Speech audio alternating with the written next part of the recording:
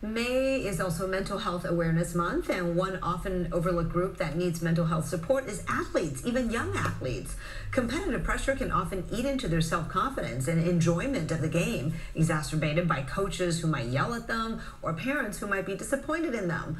But here to offer a positive approach to youth sports, Coach Jerome Gumbs, founder and CEO of the San Francisco-based youth sports social organization Empower Me Academy. Jerome, thanks for joining us. Kristen, it is such a pleasure to be here. Thank you for having me. You know, I got to start with this question. Is there a lot of toxicity in youth sports today?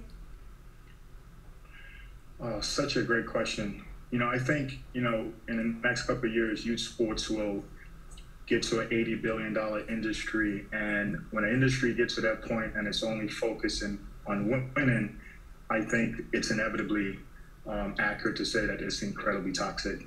And it's only going to get worse. So it's a great question. So what is the impact you see on kids, right, and their willingness to engage in sports in that kind of environment? Well, it's, for any human being, but especially children, when the focus is not on their development and their health, their mental health, it's only natural for them to gravitate away from it. I think unless the environment is positive, kids have no choice but to find something else that can probably, ignite a passion for them.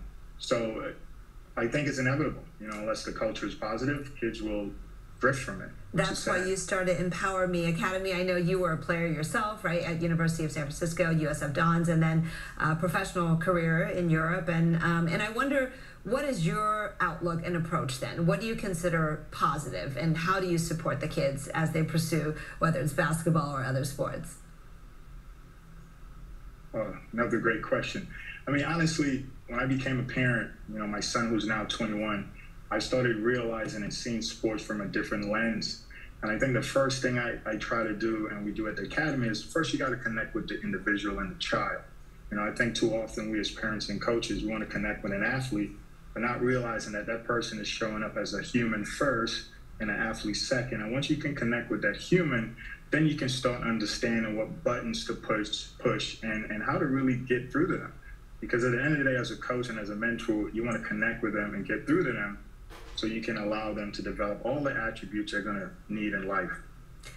And the typical negative things that happen in terms of their mindset in a young athlete, what are the things parents need to be aware of and how to reverse that if you see it? Like, aha, you're self-blaming. Aha, you're trying to be a perfectionist.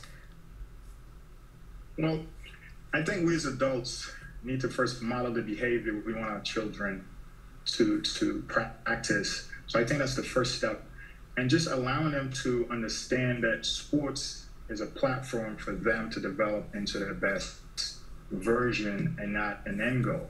So teaching them how to navigate mistakes and failures, teaching them that the sport is not how they should truly identify themselves with, and really just understand that it's about fun. It's about really having fun and enjoying themselves and learning how to connect with other people and other children from different walks of life.